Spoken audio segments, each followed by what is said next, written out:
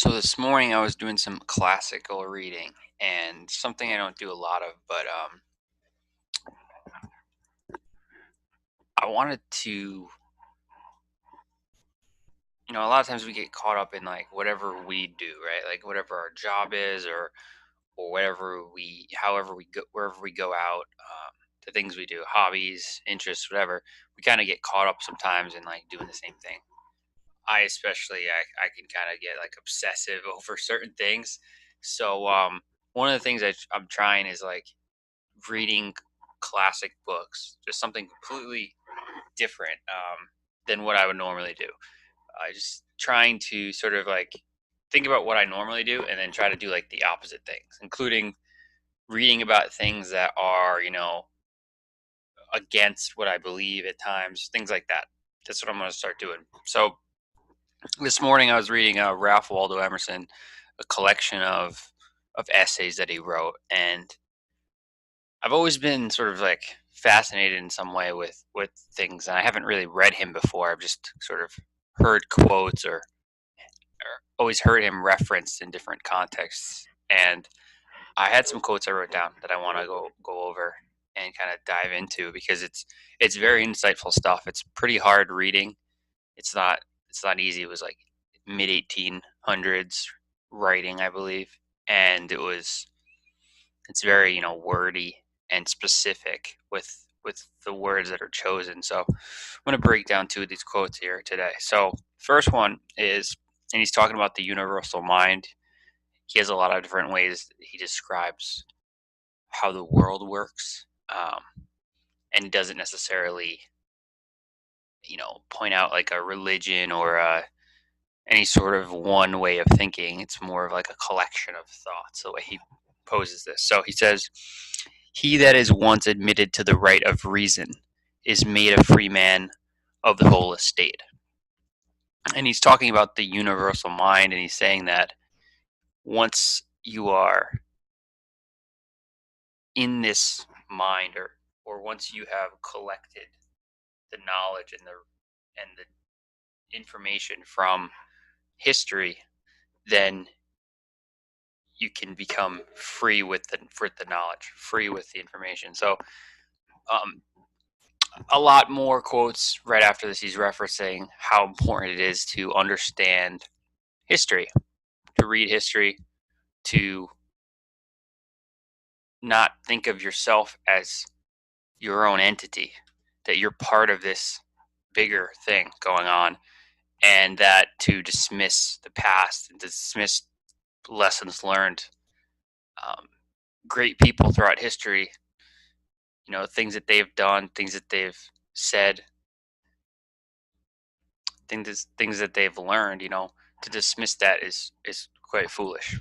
To think that we can figure everything out just by ourselves in this particular era of history. So I thought that was pretty interesting that he talks about like reading not just history but a lot of different material, um, getting like a broad sense of the world and challenging your own perspectives. I think is a huge thing to be able to do, because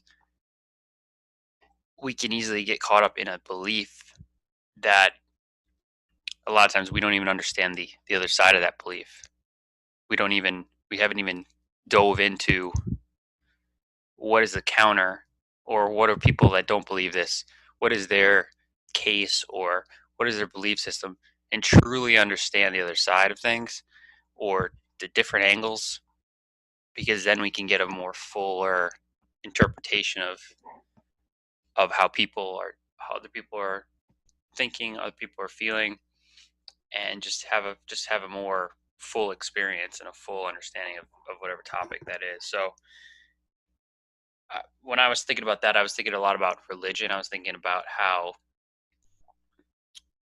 a few years ago now, I basically drove to a conference out of my way, didn't have the money to do it, but just decided to do it anyways. It was a success business related conference, but part of it had a spiritual part to it, that was optional to attend. I ended up attending. Didn't have any sort of, I was raised as a Catholic, but that was just sort of like, um, my parents weren't ever too religious. They just sort of had that as like part of their life, that they wanted to raise their children well and things like that. So, um, I never really bought into the organized nature of the church. And, that's just, I don't want to get into a religious debate here. It's not what it's about, but basically, at this conference, I sort of reopened myself to something bigger than myself. A lot of what I was doing at the time was just, how do I get better? How do I improve? And um, it was just a really awesome experience where I just felt like I was letting God in, or I was letting a higher power in.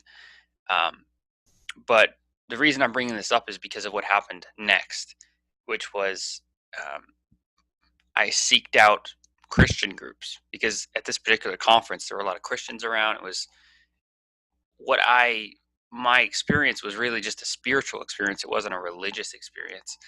And I don't have anything against people who are religious or people that aren't religious.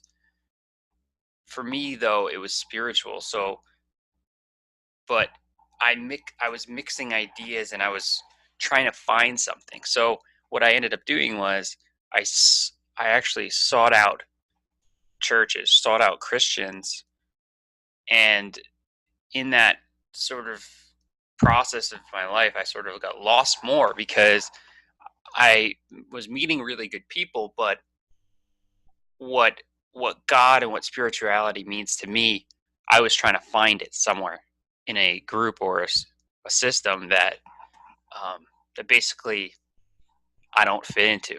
If you know anything about me, you know that I'm not someone who tends to fit into different pre-made societies, or um, pretty much everything I like to do. I like to create things. I like to form a new path and everything like that. So, anyways, it's important to like think about that, as far as like, okay, well, I can be spiritual, but I don't have to necessarily be part of religion. And a lot of times, certain times of our lives, we like really need the support. We need the social element of our life intact.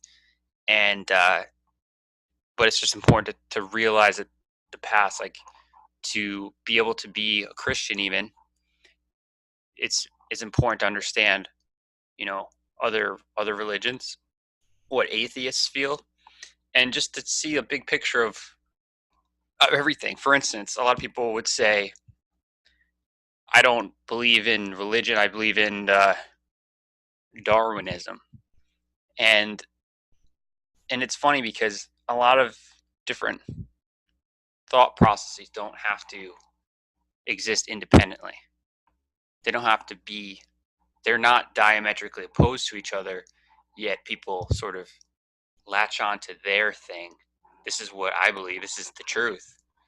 And they don't allow for like other things to fit in. That's exactly what I was doing when I was seeking out a church. I was seeking out a specific group of people that, every church, pretty much most churches have a denomination, right? So it's more than just God, or it's more than Jesus Christ and the Bible. It's you know it's a whole nother entity. And a lot of churches are, they're, it's like a, not a business in the general sense, but they have business elements to it. They need to have new members, and they have to keep it operational. So, um, so that's another part of it where, you know it's always best to look at the whole picture of things, right? So back to Emerson, right? So the second quote I have here is, every revolution was first a thought in one's man's mind, and when the same thought occurs to another man, is the key to that era.